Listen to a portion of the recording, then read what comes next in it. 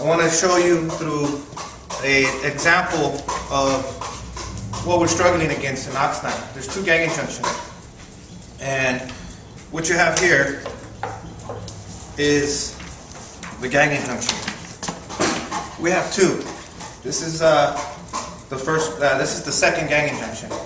So it's a legal document that is taken to court where these gang injunctions are then passed. And in this legal document, what we were able to determine immediately was that the communities that they're describing aren't our communities. In other words, they paint a picture that there's bullets flying everywhere, that you can't walk your dog down the street, you can't wash your car. So the judge sees this and passes it because it would further cause harm to the community if they don't pass the gang injunction. And I'm going to talk a little bit about gang injunction itself. What happens is, so the police are going around documenting. Documenting the gang activity means simply, la compañera said, having tattoos, self-admission, a cop coming up to a kid on the street, hey, how's your cousin so-and-so? And if they acknowledge that they are related to this person, then they tag them on their little gang field identification card. So they start documenting any gang, quote, gang activity. Then what they do with the gang, with all this information, they gather it and put it all, they compile it, and deliver it to the courts. After that, the judge immediately passes a preliminary injunction. That's just by default. Then what happens after this is where the catch is. For example, in Oxnard, they said there was 1,000 gang members in this one particular gang. And we know that's not true, okay? Because we go up in the neighborhood. There's not but they make it seem like there's an army of gangs, gang members coming down the hill or something to freak out the people to then pass this injunction. So what happened? I'm going to go through the process right now. So if we go back real quick, this is a satirical sketch that came out on the opinion page of the local newspaper. So what they're saying is, instead of having a small gang injunction in one neighborhood, let's have the entire county and then the next county. And in other words, the whole city, for example, and the state, really, like compañera has said, like for example, they're already starting with San Fernando, the whole city is a gang injunction zone. So this was like, why only have a little zone? Let's make the whole thing an injunction zone. Similar to what SB 1070 was about. It was the whole state where people where they're going to empower the police to stop people, to question them. So it was, the gang injunction is a form of introducing a total police state. A gang injunction is a lawsuit. And it uses business legal terms. It's a civil lawsuit, not a criminal lawsuit. So the threshold to convict somebody is much easier. And it's under the guise of going after an unincorporated association. They say that they're not registered. This gang is not registered, so you're an unincorporated association, and we believe you have 1 to 500 representatives. So then what they do, and it's similar to what they do when, like for example, the union is picketing in front of a boss's business because they're exploiting people. So then what the owner or the boss will do is petition to have an injunction to not let those the union workers fight and picket and block the entrances or whatever of that business. It's very similar to what this is. Okay, the same type of law. So they go after them. Then what they do is, go ahead.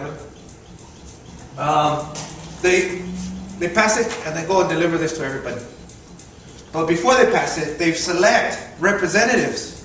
They say, okay, you 35 are representative of these 1,000 people we believe are your members of this unincorporated association. So they select representatives of this gang. They go up to them and say, here, you're being served, you need to show up to court.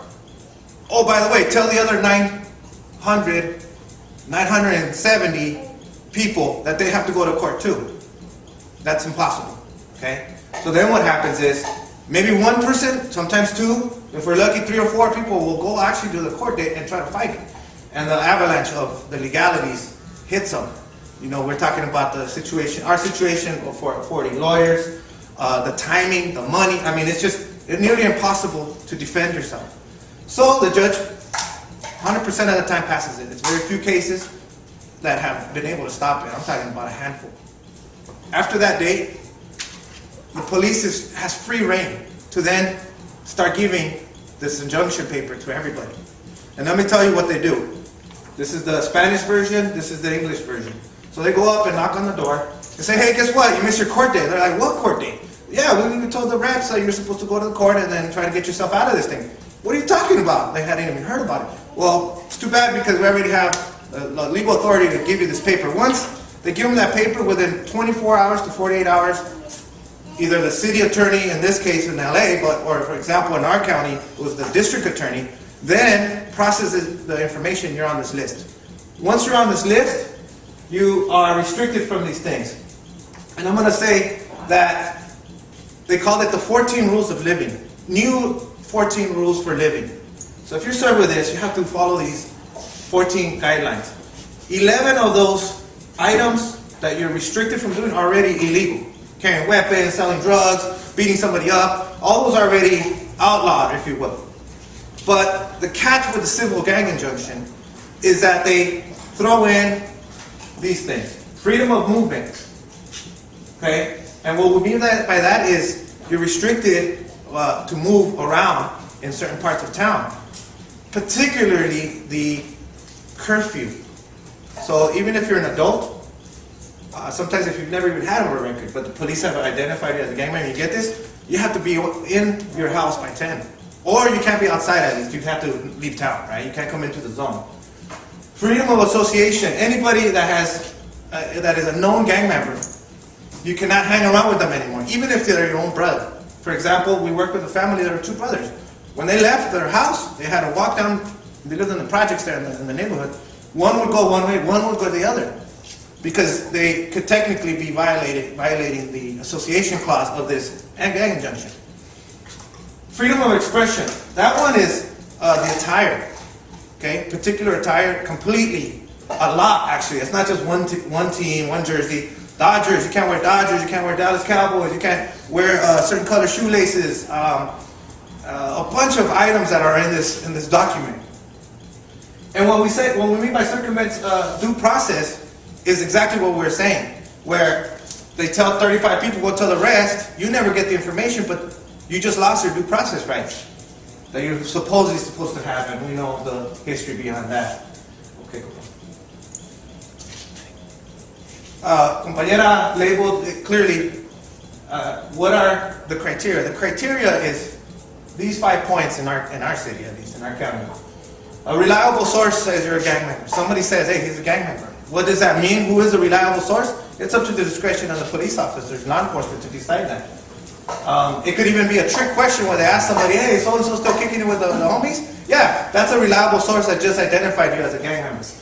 Arrested in the company of a known gang member. You're at a party, they do a raid, you get arrested, everybody's on the ground. You're with so-and-so that is already labeled a gang member. You are now also arrested in the company. So you only have to match 2 of these 5 to be labeled and to get onto this list. Corresponds with known gang members. This one, we're working with the youth in one of our programs we have, where if Facebook, MySpace, if you're writing to your friends in jail, you're corresponding, and so you are officially affiliated and are susceptible to this list.